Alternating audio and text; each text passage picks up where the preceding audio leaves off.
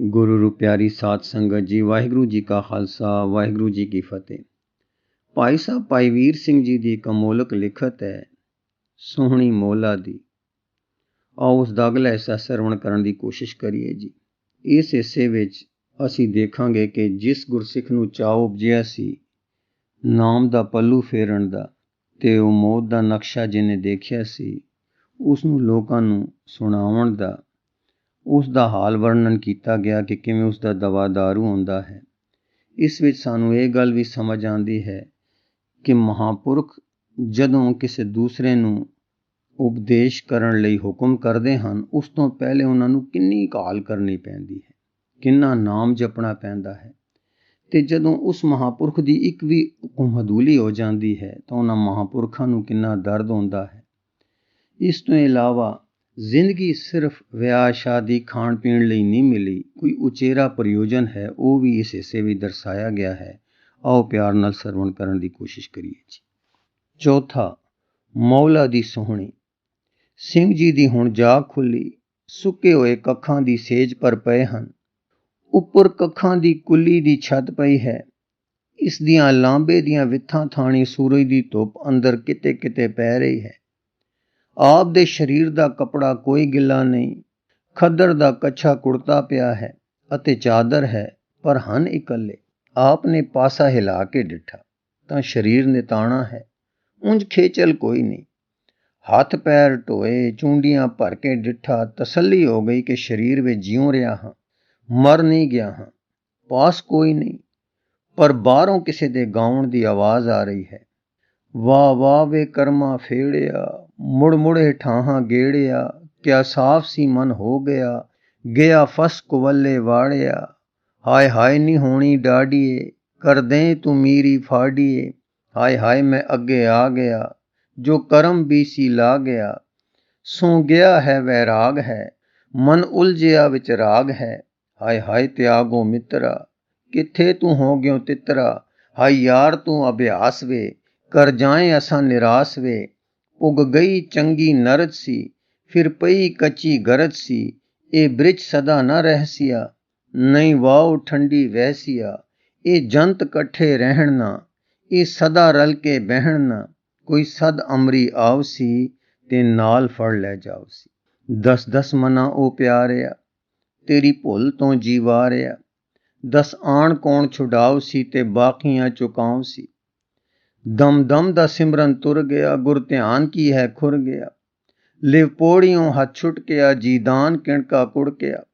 ਲਿਵ ਗਈ ਤ੍ਰਿਸ਼ਨਾ ਆਈਆ, ਲਾ ਲਾਲਸਾ ਵਿੱਚ ਲਾਈਆ। ਇਹ ਧਿਆਨ ਰੁਲੀਆ ਸੁਰਤ ਮਨ, ਜੀ ਕਣੀ ਤੁਰੀਆ ਤੁਰਤ ਮਨ। ਤੇਰੇ ਕੰਮ ਕਿਸੇ ਨਾ ਆਵਣਾ, ਨਹਿਤੀਆਂ ਪਾਰ ਲਗਾਵਣਾ। ਉੱਥੇ ਪੁੱਤ ਨੇ ਨਾ ਛੁਡਾਵਣਾ, ਨਹੀਂ ਧੀਆਂ ਆਨ ਤਰਾਵਣਾ। ਜਦੋਂ ਆਣ ਗਲੀਆਂ ਭੀੜੀਆਂ, ਜਦ ਲੜਨ ਛਾਤੀ ਕੀੜੀਆਂ। ਦਸ ਕੌਣ ਹੋਊ ਯਾਰ ਵੇ, ਆ ਕਰੂ ਬੇੜੇ ਪਾਰ ਵੇ। ਆ ਜਾਏ ਬਾਰ ਬਿਰਾਨੜੀ, ਜਦ ਹੁਮ ਸਾਂ ਜਿਦ ਰਾਨਣੀ। ਜਦ ਧੁਮ ਸਾਂ ਜੀ ਘੋ ਪਿਆ, ਜਦ ਘੁੱਟ ਨੇ ਜੀ ਓ ਪਿਆ। ਜਦ ਕੂਕ ਕੂਕਾਂ ਆਈਆਂ, ਵਿਰਲਾਪ ਘੇਰੇ ਪਾਈਆਂ। ਤਦ ਕੌਣ ਬੇਲੀ ਹੋਵ ਸੀ, ਦੁਖਾਣ ਤੇਰਾ ਖੋਵ ਸੀ। ਜਦ ਆਣ ਤਲਬਾਂ ਪੈਣੀਆਂ, ਜਦ ਬਾਕੀਆਂ ਕੱਢ ਲੈਣੀਆਂ। ਜਦ ਆਕੀਆਂ ਨੂੰ ਘਾਲਣਾ, ਤਦੋਂ ਕੌਣ ਕਰਸੀ ਪਾਲਣਾ। ਹਾਏ ਹਾਏ ਵੇ ਮਨੂ ਇਹ ਭੁੱਲਿਆ, ਹਾਏ ਹਾਏ ਵੇ ਮਨੂ ਇਹ ਰੁੱਲਿਆ। ਕਰ ਹੋਸ਼ ਵੇਲਾ ਹੈ ਅਜੇ, ਤੂੰ ਮੋੜ ਪਾਸਾ ਲੈ ਅਜੇ। ਕਰ ਯਾਦ ਹਰਦਮ ਰੱਬ ਨੂੰ, ਛੱਡ ਦੇ ਦਿਲਾਂ ਦੇ ਕਬ ਨੂੰ। ਕਰ ਅੱਜ ਲੇਖੇ ਪਾਰ ਵੇ, ਫਿਰ ਹੋਏ ਨਾ ਦੁਖਿਆਰ ਵੇ। ਲਦ ਖੇਪ ਸਿਮਰਨ ਨਾਮ ਦੀ, ਦਮਦਮ ਹਰੀ ਹਰ ਧਿਆਨ ਦੀ। ਹੋ ਜਾਏ ਬੇੜਾ ਪਾਰ ਵੇ, ਇਸ ਗ੍ਰਸਤ ਦੇ ਵਿਚਕਾਰ ਵੇ। ਕੀ ਖਰਚ ਸਿਮਰੇ ਨਾਮ ਜੇ, ਕੀ ਹਰਜ ਸਿਮਰੇ ਨਾਮ ਜੇ। ਕੀ ਵਿਪਤ ਸਿਮਰੇ ਨਾਮ ਜੇ, ਕੀ ਖਿਪਤ ਸਿਮਰੇ ਨਾਮ ਜੇ। ਕੀ ਕਸ਼ਟ ਸਿਮਰੇ ਨਾਮ ਜੇ, ਕੀ ਨਸ਼ਟ ਸਿਮਰੇ ਨਾਮ ਜੇ। ਕੀ ਦੁੱਖ ਸਿਮਰੇ ਨਾਮ ਜੇ, ਕੀ ਭੁੱਖ ਸਿਮਰੇ ਨਾਮ ਜੇ। ਕੀ ਛੁੱਟੇ ਸਿਮਰੇ ਨਾਮ ਜੇ, ਕੀ ਟੁੱਟੇ ਸਿਮਰੇ ਨਾਮ ਜੇ। ਕੀ ਮੁੱਲ ਤੇਰਾ ਲੱਗੇ ਜੇ, ਤੂੰ ਵਾਹਿਗੁਰੂ ਵੱਲ ਲੱਗੇ ਜੇ। ਗੁਰ ਨਹੀਂ ਨਾਨਕ ਜਿਹਾ ਵੇ, ਹੋਰ ਲੱਭਣਾ ਹੁਣ ਰਿਹਾ ਵੇ। ਜਦ ਖੜਾ ਸਿਰ ਤੇ ਸੂਰਮਾ, ਨਾਨਕ ਗੁਰੂ ਹੈ ਪੂਰਮਾ। ਬਾਂ ਅੱਡੀਆਂ ਗਲਾਣ ਨੂੰ, ਤੇ ਚਾਹੇ ਗੋਦੀ ਪਾਣ ਨੂੰ, ਅਰਲੇਵ ਪ੍ਰਭੂ ਪਗਲਾਣ ਨੂੰ, ਜੀ ਦਾਨ ਫਿਰ ਦਿਵਾਣ ਨੂੰ, ਤੂੰ ਕਿਉਂ ਕਰੇ ਖਰਮਸਤੀਆਂ, ਵੇ ਕਿਉਂ ਕਰੇ ਅਲਮਸਤੀਆਂ। ਆਸ਼ਰਨ ਸੂਰੇ ਗੁਰੂ ਦੀ, ਆਸ਼ਰਨ ਆਸਾ ਪੁਰੂ ਦੀ, ਭਜ ਨਾਮ ਨਾਨਕ ਨਾਨਕੰ, ਕਹੋ ਧੰਨ ਸਤਿਗੁਰ ਨਾਨਕੰ।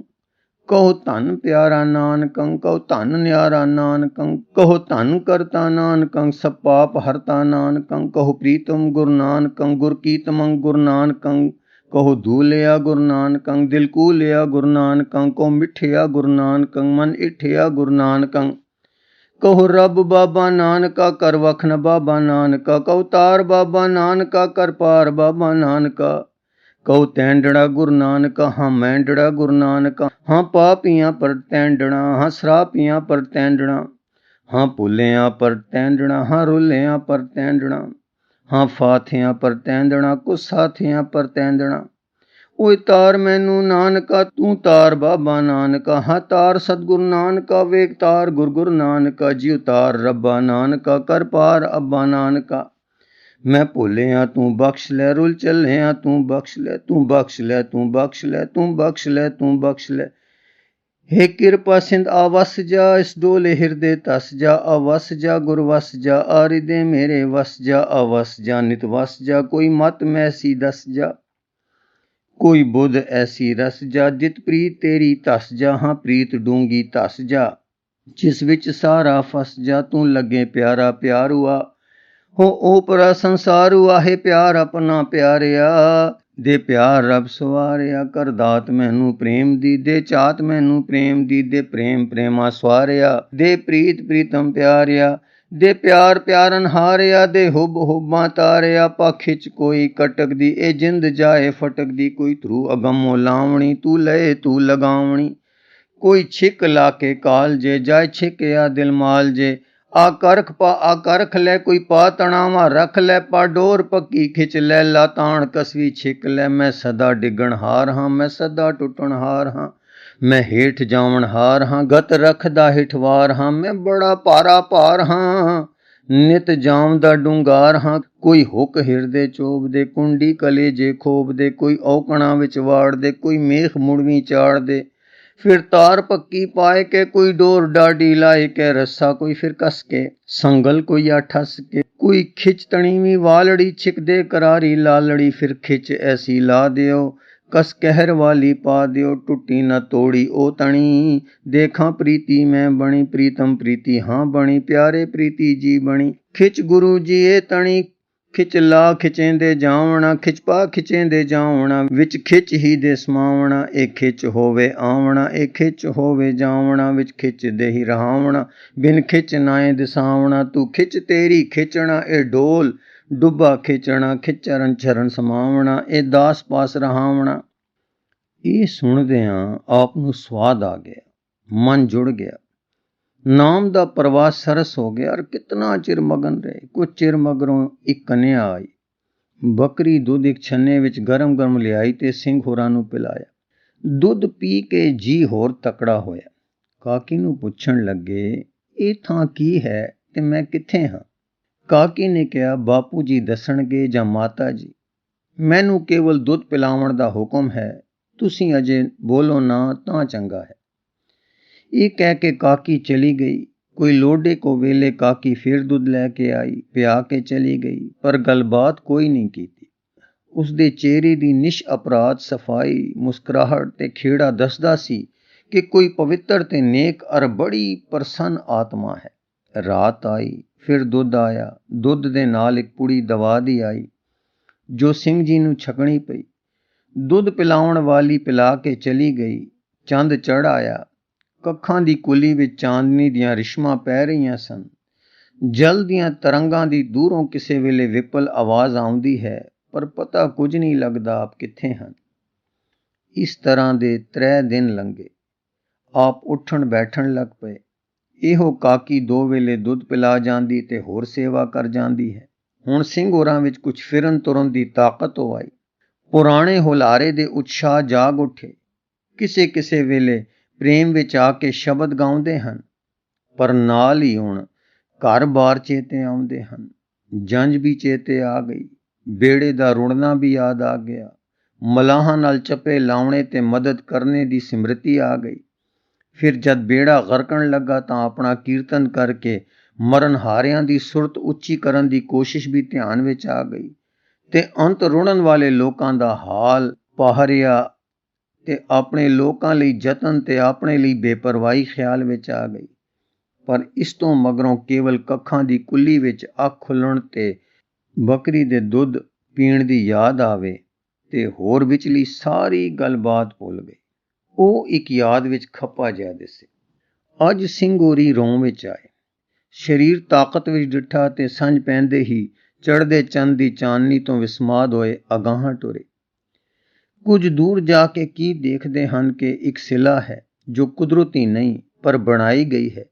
ਜਲ ਦੇ ਤਰੰਗ ਚੰਦ ਦੇ ਨੂਰ ਨਾਲ ਨੂਰੀ ਹੋਏ ਚਮਕਾ ਮਾਰਦੇ ਸਿਲਾ ਨਾਲ ਖਹਿ ਖਹਿ ਕੇ ਵਹਿ ਰਹੇ ਹਨ ਤੇ ਇਸ ਪਰ ਇੱਕ ਲੰਮੀ ਪਤਲੀ ਬਿਰਧ ਪਰ ਬਿਰਦਾਪਨ ਵਿੱਚ ਨੂਰੀ ਚਮਕ ਦੇ ਚਿਹਰੇ ਵਾਲੀ ਮਾਈ ਅਡੋਲ ਬੈਠੀ ਹੈ। ਹੱਥ ਵਿੱਚ ਕੋਈ ਅਤ ਪੁਰਾਣਾ ਸਰੰਦਾ ਹੈ। ਗਜ਼ ਤੇ ਉਂਗਲਾਂ ਫਿਰ ਰਹੀਆਂ ਹਨ। ਵਿੱਚੋਂ ਇਲਾਹੀ ਲਹਿਰੇ ਨਿਕਲ ਰਹੇ ਹਨ। ਪਰ ਦੇਵੀ ਦਾ ਬਾਕੀ ਸਰੀਰ ਸਿੱਲਾਂ ਵਾਂਗੀ ਅਡੋਲ ਤੇ ਅਚਲ ਬੈਠਾ ਜਾਪਦਾ ਹੈ। ਕੁਝ ਚਿਰ ਤਾਂ ਨਿਰੀ ਆਵਾਜ਼ ਆਈ ਪਰ ਫਿਰ ਐਉਂ ਲੱਗੇ ਜੀ ਕੋ ਹਵਾ ਗਾਉਣ ਲੱਗ ਪਈ ਤੇ ਇਹ ਸ਼ਬਦ ਹੋਇਆ, ਮੈਂ ਪੇਖਿਓ ਰੀ ਊਚਾ ਮੋਹਨ ਸਭ ਤੇ ਊਚਾ, ਆਨ ਨ ਸਮਸਰ ਕੋ ਲਾਗੇ ਢੂੰਡ ਰਹੇ ਹਮ ਊਚਾ ਰਹਾਓ, ਬਹੁ ਬੇਅੰਤ ਅਦਬਡੋ ਗਹਰੋ ਥਾਂ ਨਹੀਂ ਅਗਹੂਚਾ, ਤੋਲ ਨ ਤੁਲੀਏ ਮੋਲ ਨ ਮੁਲੀਏ ਕਤ ਪਾਈਏ ਮਨ ਰੂਚਾ, ਖੋਜ ਅਸੰਖਾ ਅਨਕ ਤਪੰਥਾ ਬਿਨ ਗੁਰ ਨਹੀਂ ਪਹੂਚਾ, ਕਹੋ ਨਾਨਕ ਕਿਰਪਾ ਕਰੀ ਠਾਕਰ ਮਿਲ ਸਾਧੂ ਰਸ ਪੂੰਚਾ। ਇਹ ਅਡੋਲ ਟਿਕਾਵਾਂ ਤੇ ਸੁਹਾਵਣਾ ਸਮਾਂ ਉਹ ਸਰਿੰਦੇ ਦਾ ਅਰਸ਼ੀ ਵੱਜਣ ਤੇ ਮਿੱਠੇ ਪਿਆਰੇ ਗਲੇ ਵਿੱਚੋਂ ਬੈਠਵੀਂ ਦੇਵਗੰਧਾਰੀ ਦੀ ਰਸਮਿੰਨੀ ਸੁਰ ਅੱਗੇ ਸਿੰਘ ਹੋਰੀ ਨਾਮ ਤੇ ਕੀਰਤਨ ਦੋਹਾਂ ਦੇ ਰਸੀਏ ਐਸੇ ਮੋਹਿਤ ਹੋਏ ਕਿ ਘੰਟਾ ਭਰ ਮਾਨੋ ਸਮਾਧ ਵਿੱਚ ਹੋ ਗਏ। ਘੰਟੇ ਬਾਅਦ ਉੱਠੇ ਤਾਂ ਜਲ ਵੀ ਵਹਿ ਰਿਹਾ ਸੀ, ਤਰੰਗ ਵੀ ਚਾਨਣੀ ਨਾਲ ਖੇਲ ਰਹੇ ਸੀ, ਪਰ ਉਹ ਮੋਹਨੀ ਮੂਰਤ ਗੁੰਮ ਸੀ। ਹੁਣ ਸਿੰਘ ਜੀ ਦੀ ਹੈਰਾਨੀ ਹੋਰ ਵਧੀ। ਪਿਛਲੇ ਪੈਰੀ ਮੁੜੇ, ਆਪਣੀ ਕੁੱਲੀ ਵਿੱਚ ਆਏ। ਅੱਗੇ ਉਹ ਕੰਨਿਆ ਦੁੱਧ ਦਾ ਛੰਨਾ ਲੈ ਕੇ ਖੜੀ ਸੀ। ਆਪ ਨੇ ਦੁੱਧ ਪੀਤਾ, ਸ਼ੁਕਰ ਕੀਤਾ, ਫਿਰ ਪੁੱਛਿਆ ਮੈਂ ਕਿੱਥੇ ਹਾਂ ਅਤੇ ਜਲ ਦੇ ਕਿਨਾਰੇ ਕੌਣ ਦੇਵੀ ਕੀਰਤਨ ਕਰ ਰਹੀ ਸੀ। ਕਾਕੀ ਨੇ ਬੜੇ ਭੋਲੇਪਨ ਵਿੱਚ ਜਵਾਬ ਦਿੱਤਾ, ਸਵੇਰੇ ਬਾਪੂ ਜੀ ਆਉਣਗੇ ਤੇ ਉੱਤਰ ਦੇਣਗੇ, ਮੈਨੂੰ ਗੱਲਾਂ ਕਰਾਉਣ ਦੀ ਆਗਿਆ ਨਹੀਂ, ਗੁੱਸੇ ਨਹੀਂ ਹੋਣਾ। ਅਗਲੇ ਦਿਨ ਸਵੇਰੇ ਸੂਰਜ ਚੜ੍ਹਿਆ ਹੀ ਸੀ ਕਿ ਇੱਕ ਗੰਭੀਰ ਪੁਰਸ਼ ਨਾਲ ਉਹਨਾਂ ਦੀ ਇਸਤਰੀ ਤੇ ਉਹ ਕੰਨਿਆ ਆਏ। ਸਿੰਘ ਜੀ ਨੂੰ ਫਤਿਹ ਗਜਾ ਕੇ ਬੈਠ ਗਏ ਤੇ ਬੋਲੇ, ਸੱਜਣ ਜੀ, ਵਾਹਿਗੁਰੂ ਨੇ ਆਪ ਦੇ ਸਰੀਰ ਨੂੰ ਇਸ ਬਰੇਤੀ ਤੇ ਆਂਦਾ ਤੇ ਆਪ ਦੀ ਸੇਵਾ ਇਸ ਪਰਿਵਾਰ ਦੇ ਸੁਪੁਰਦ ਹੋਈ। ਆਪ ਅਰੋਗ ਹੋ ਗਏ ਹੋ, ਇਸ ਕਰਕੇ ਅੱਜ ਆਗਿਆ ਮਿਲੀ ਹੈ ਕਿ ਅਸੀਂ ਹੁਣ ਗ੍ਰਹਿ ਨੂੰ ਜਾਈਏ ਤੇ ਆਪ ਨੂੰ ਨਾਲ ਲੈ ਕੇ ਚਲੀਏ ਤੇ ਆਪ ਦੇ ਟਿਕਾਣੇ ਪਹੁੰਚਾ ਦਈਏ। ਬੇੜੀ ਆ ਗਈ ਹੈ, ਆਪ ਚੱਲੋ। ਸਿੰਘ, ਮੈਂ ਆਪ ਦਾ ਤੇ ਇਸ ਬੀਬੀ ਦਾ ਰਿਣੀ ਤੇ ਸ਼ੁਕਰਗੁਜ਼ਾਰ ਹਾਂ, ਪਰ ਮਿਹਰ ਕਰਕੇ ਇਹ ਦੱਸੋ ਕਿ ਮੈਂ ਕਿੱਥੇ ਹਾਂ ਤੇ ਕਿਹਕੋਂ ਮੇਰੀ ਜਾਨ ਦੀ ਰੱਖਿਆ ਹੋ ਗਈ ਹੈ। ਸਤਸੰਗੀ, ਇਹ ਇੱਕ ਲੰਮੀ ਵਾਰਤਾ ਹੈ। ਲੁਕਾ ਪੜਦਾ ਕੋਈ ਨਹੀਂ, ਪਰ ਇਸ ਮੰਡਲ ਦੇ ਮਾਲਕ ਦੀ ਇੱਛਾ ਆਪਣੇ ਦਿਨ ਇਕਾਂਤ ਲੁਕ ਕੇ ਕੱਟਣ ਦੀ ਹੈ। ਜੇਕਰ ਆਪ ਬਚਨ ਕਰੋ ਕਿ ਆਪ ਇਹਨਾਂ ਦੇ ਇਕਾਂਤ ਵਿੱਚ ਵਿਘਨ ਨਹੀਂ ਪਾਓਗੇ ਤਾਂ ਮੈਂ ਬਿਨੈ ਕਰ ਦਿੰਦਾ ਹਾਂ। ਸਿੰਘ ਤੋਂ ਤੇ ਨਾਮੀ ਤੋਂ ਲੁਕਾ ਕਾਹਦਾ ਹੈ। ਸਿੰਘ ਜੀ ਆਪਣੇ ਨਾਲ ਨਾਮੀ ਦਾ ਖਿਤਾਬ ਸੁਣ ਕੇ ਘਬਰਾਏ, ਪਰ ਫਿਰ ਸਮਝੇ ਕਿ ਇਹ ਟਿਕਾਣਾ ਜ਼ਰੂਰ ਨਾਮ ਰਸੀਏ ਦਾ ਹੈ, ਨਹੀਂ ਤਾਂ ਮੇਰੇ ਅੰਦਰ ਨਾਮ ਦੀ ਆਰਾਧਨਾ ਨੂੰ ਕੌਣ ਲੱਗ ਸਕਦਾ ਹੈ, ਖਾਸ ਕਰਕੇ ਜਦੋਂ ਮੈਂ ਬਿਮਾਰ ਤੇ ਬੇਹੋਸ਼ ਹਾਂ। ਇੰਨੀ ਕੋ ਵਿਚਾਰ ਕਰਦੇ ਆਪ ਦੇ ਮੂੰਹੋਂ ਸਦ ਬਚਨ ਨਿਕਲ ਗਿਆ ਤੇ ਸਤਸੰਗੀ ਨੇ ਕਥਾ ਛੇੜੀ। ਇਹ ਅਸਥਾਨ ਇੱਕ ਭਾਰੀ ਉੱਚਾ ਬਰੇਤਾ ਹੈ ਜੋ ਚੋਖਾ ਵੱਡਾ ਹੈ ਤੇ ਦਰਿਆ ਝੰਨਾ ਦੇ ਵਿਚਾਲੇ ਇੱਕ ਟਾਪੂ ਵਾਂਗ ਹੈ। ਕਿੰਨਾ ਵੀ ਹੜ੍ਹ ਆਵੇ ਇਸ ਪਰ ਪਾਣੀ ਸਾਰੇ ਉੱਤੇ ਨਹੀਂ ਫਿਰਦਾ। ਇੱਥੇ ਇੱਕ ਨਾਮ ਦੇ ਰਸੀਏ ਸਾਧੂ ਭਾਈ ਭੋਜਰਾਜ ਸਿੰਘ ਜੀ ਆ ਟਿੱਕੇ ਸਨ। ਆਪ ਆਪਣੇ ਨਾਲ ਕੁਝ ਬੱਕਰੀਆਂ ਲੈ ਕੇ ਆਏ ਸਨ। ਉਹ ਬੇਲੇ ਵਿੱਚ ਚਰ ਚੁਗ ਛੱਡਦੀਆਂ ਤੇ ਦੋਵੇਂ ਵੇਲੇ ਆਪ ਨੂੰ ਦੁੱਧ ਦੇ ਦਿੰਦੀਆਂ। ਉਹ ਪੀ ਕੇ ਆਪ ਉਧਰ ਪੂਰਨਾ ਕਰ ਲੈਂਦੇ, ਬਾਕੀ 8 ਪੈਰ ਨਾਮ ਵਿੱਚ ਨਿਮਗਨ ਰਹਿੰਦੇ। ਜਿਸ ਮਹਾਂਪੁਰਸ਼ ਨੇ ਆਪ ਨੂੰ ਨਾਮ ਰਸ ਦੀ ਚਾਟ ਲਾਈ ਸੀ, ਉਹਨਾਂ ਦਾ ਨਾਮ ਬਾਬਾ ਮਾਲੀ ਸਿੰਘ ਸੀ।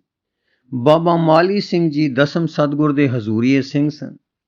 ਜਿਨ੍ਹਾਂ ਨੂੰ ਆਪ ਕਲਗੀਧਰ ਜੀ ਨੇ ਅੰਮ੍ਰਿਤ ਛਕਾਇਆ ਸੀ। ਬਾਬਾ ਮਾਲੀ ਸਿੰਘ ਜੀ ਦੀ ਇਹਨਾਂ ਨੂੰ ਭਾਵ ਬਾਬਾ ਭੋਜ ਰਾਜ ਸਿੰਘ ਜੀ ਨੂੰ ਆਗਿਆ ਇਉਂ ਮਿਲੀ ਸੀ ਕਿ ਇਸ ਪ੍ਰਕਾਰ ਇਕਾਂਤ ਨਾਮ ਰੰਗ ਮਾਣਨ।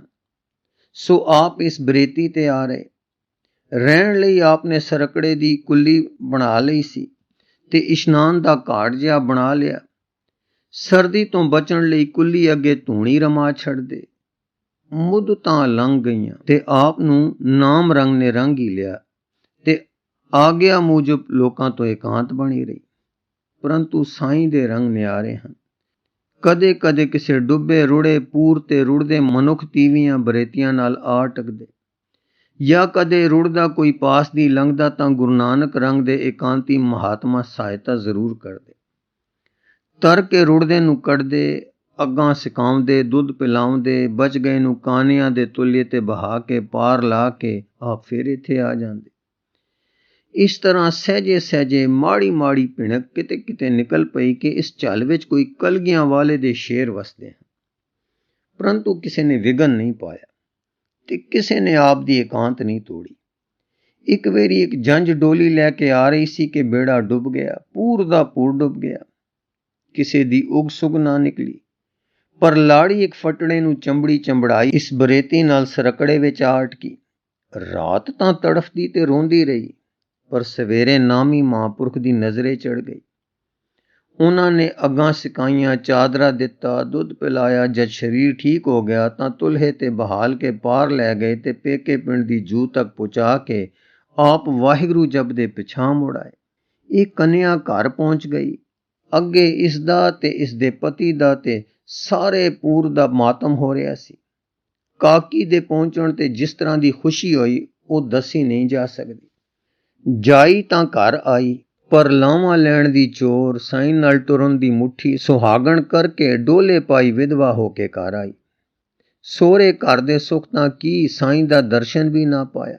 ਖੈਰ ਮਾਤਮ ਦੇ ਦਿਨ ਬੀਤੇ, ਕੁੜੀ ਇਕਾਂਤ ਰਹੇ, ਰੋਵੇ ਤੇ ਰੋਵੇ।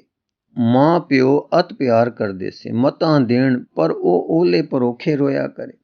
ਪਤੀ ਦਾ ਖਿਆਲ, ਪਤੀ ਦਾ ਵੈਰਾਗ, ਰੰਡੇਪੇ ਦਾ ਦੁੱਖ ਹੱਡਾਂ ਨੂੰ ਸਾੜਨ। ਸਰੀਰ ਲਿੱਸਾ ਪੈ ਗਿਆ, ਭੁੱਖ ਘਟ ਗਈ। ਯਤਨ ਬੜੇ ਕੀਤੇ ਪਰ ਪੇਸ਼ ਨਾ ਗਈ। ਇਸ ਦੇ ਜੀ ਨੇ ਰੁਖ ਨਾ ਪਲਟਿਆ ਤੇ ਨਿਰਾਸ਼ਾ ਇੱਥੇ ਲੈ ਗਈ ਕਿ ਜੀਵਨ ਦਾ ਕੁਛ ਗੁਣ ਨਹੀਂ। ਇੱਕ ਦਿਨ ਸਵੇਰ ਸਾਰ ਰੋਂਦੀ ਝੰਨਾ ਦੇ ਕਿਨਾਰੇ ਅਪੜੀ ਤੇ ਹੌਕਾ ਲੈ ਕੇ ਛਾਲ ਮਾਰ ਦਿੱਤੀ। ਨਹੀਂਓ ਅੰਤ ਝੰਨਾ ਦਾ, ਜਿੱਥੇ ਬੇੜੇ ਲੱਖ ਡੁੱਬਨ। ਕੁੜੀ ਰੁੜੀ, ਪਰ ਜਿਸ ਰਾਖੇ ਤਿਸ ਕੋਏ ਨਾ ਮਾਰੇ। ਉਸੇ ਬਰੇਤੀ ਲਾਗ ਇਸ ਦੀ ਲੋਥ ਜਾ ਰਹੀ ਸੀ ਕਿ ਫਿਰ ਭੋਜ ਰਾਜ ਸਿੰਘ ਜੀ ਦੀ ਨਜ਼ਰ ਪੈ ਗਈ।